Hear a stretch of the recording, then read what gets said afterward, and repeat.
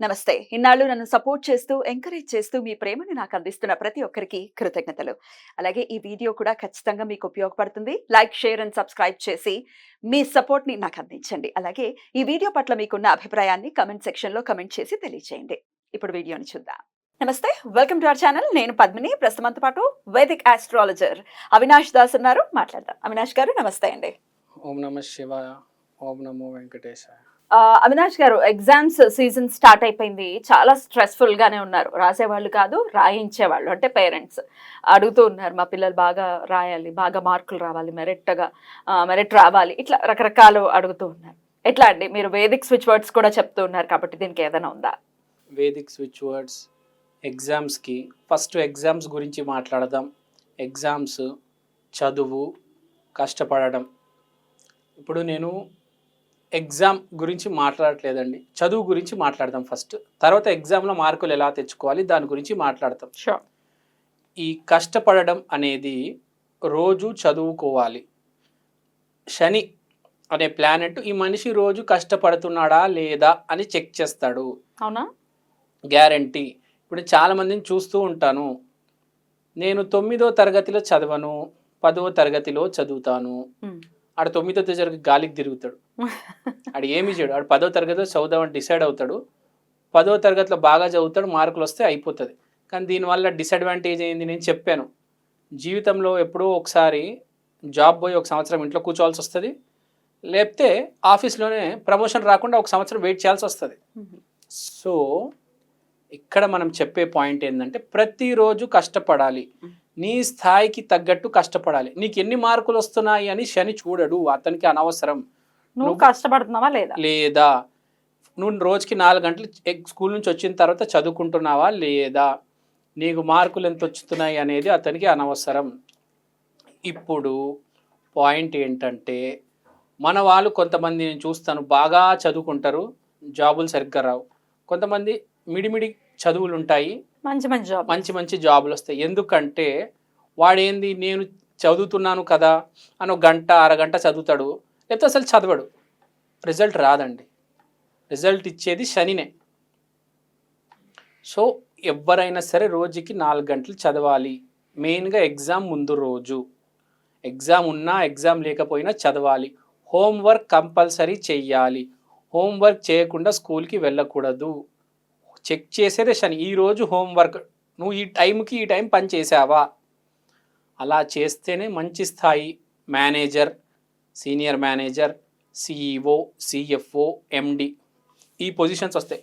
శని బాగాలేకపోతే నేను చాలామందిని చూశానండి, అసలు ఎదుగుదల ఇవ్వడండి. ఒక చోటుకు వచ్చి ఆపేస్తాడు. వాడు జనరల్ మేనేజర్ అయ్యి ఆగిపోతాడు, లేకపోతే వాడు ఒక సీనియర్ సాఫ్ట్వేర్ ఇంజనీర్ అయ్యి ఆగిపోతాడు, వాడు టీమ్ లీడర్ అవ్వడు, ఎదగడు. శని బాగాలేకపోతే ఎదుగుదల రాదు, ఒక చోట ఆపేస్తాడు అతను. సో అప్పటి నుంచైనా కనీసం కష్టపడడం నేర్చుకోవాలి వాడు. అప్పటి నుంచైనా ఏదో ఒకటి మారాలి. సిస్టమాటిక్ లైఫ్ కూడా అలవాటు పడాలి. శని అంటే అతను కష్టం కాదు, శని అంటే కాలం. కాళ్ళు కూడా శని అనుకోండి, కాళ్ళు కూడా శని అనుకోండి. టైం సెన్స్ ఉండాలండి ఈ మనిషిని. ఇది చాలా ఇంపార్టెంట్. ఈ మనిషిని ఈ టైంకి కలుస్తానంటే ఆ టైంకి వెళ్ళాలండి తప్పనిసరిగా. హైదరాబాద్ అసలు ఎవ్వరికి లేదండి. కరెక్ట్. ఒక ఫంక్షన్ 7:30 అని చెప్తే 8:30కి వస్తారు. ఒక కాఫీ షాప్లో ఏదో మీటింగ్ ఉందంటే 2 గంటలు లేట్ వెళ్తారు, వెయిట్ చేస్తారు. శని పాడవుతుంది గ్యారంటీ. నువ్వు ఎంత పెద్ద ప్రొడ్యూసర్ అయినా కానీ వెయిట్ చేయించకూడదు. ఏ టైంకి ఆ టైంకి నువ్వు మీటింగ్లు అవగొట్టేయాలి. సో శని పాడవుతుంది, పన్నాలతో ప్రాబ్లం వస్తుంది, ఎముకల్లో ప్రాబ్లం వస్తుంది. టైం సెన్స్ మెయింటైన్ చేయాలి. ఎవరు అయినా కావచ్చు, ఎంత పెద్ద వ్యక్తి అయినా కావచ్చు. కరెక్ట్. నేను చాలా మంది ప్రొడ్యూసర్స్ని చూశాను, టైంకి చాలా వాల్యూ ఇస్తారండి. ప్రతి నిమిషానికి వాల్యూ ఉందని చెప్తారు. ఇవ్వాలి. నేను 12:30కి వచ్చిండండి, నేను రెడీ ఉంటాను అని ఒక హీరోయిన్ అపాయింట్మెంట్ ఇస్తుంది, 4 hours వెయిట్ చేయిస్తుంది. నేను ఇంటర్వ్యూ ఇస్తానండి, ఒక హీరో వస్తాడు 3 hours లేట్ వస్తారు. అలా ఉండకూడదండి.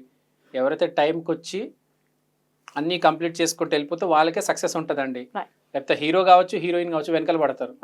అసలు పిల్లలు కానీ మనం మామూలుగా మన ఈ సబ్జెక్ట్లోకి వస్తే పిల్లలకు కూడా పంచువాలిటీ అనేది అలవాటు చేయాలి, సిస్టమాటిక్గా ఉండటం అలవాటు చేయాలి. అవునండి. బట్ డెఫినెట్గా అటు ఎగ్జామ్స్కి సంబంధించి కూడా సెన్ ఇంపాక్ట్ ఉంటుంది. గ్యారంటీ అండి. ఎగ్జామ్స్ కి సంబంధించి కూడా శని ఇంపాక్ట్ ఉంటుంది. ఇప్పుడు ఎగ్జామ్ లో మార్కులు రావాలంటే ముందు రోజు కష్టపడాలి కదండి. కష్టపడితే ఇంపాక్ట్ కష్టం ఇంపాక్ట్ వస్తుంది. మార్కులు తప్ప పెట్టండి. మీరు మీ అబ్బాయి టైం వేస్ట్ చేయకుండా కష్టపడాలి. రైట్. ఇంతకీ వేదిక్ స్విచ్ వర్డ్ కూడా చెప్తా అన్నారు కదా, అవును. పర్టికులర్ గా ఈ సమస్యకి ఎట్లా? దీని స్విచ్ వర్డ్ అన్షులిత్ మహావిజ్ఞ. మళ్ళీ చెప్తున్నాను, అన్షులిత్ మహావిజ్ఞ. మీ పేరులో ఉంది మహావిజ్ఞ, చదువు బాగా అబ్బుతుంది. ఎన్నిసార్లు చదవాలి దీన్ని? మీరు జస్ట్ 108 టైమ్స్ చేయండి, 108 సార్లు చేయండి. పిల్లలు చదవాలా? పిల్లలు అయితే 10 సార్లు చెప్పించండి పిల్లల చేత చాలు. తర్వాత పేరెంట్స్ కూడా వాళ్ళ పిల్లల కోసం చేయొచ్చు. కానీ పేరెంట్స్ ఎలా చేయాలంటే, నేను చెప్పేది ఇప్పుడు వాళ్ళు చేస్తే యూజ్ ఏముంటది ఫ్రాంక్ గా, మీరు చేతిలో ఒక యాపిల్ కొన్ని ద్రాక్ష పండ్లు పెట్టి 108 టైమ్స్ చెప్పి తర్వాత ఈ యాపిల్ ఈ ద్రాక్ష పండు ఆ చిన్న పిల్లలకి పెట్టాలి, తినాలి, వాడు ట్రాన్స్ఫర్ అవ్వాలి కదా.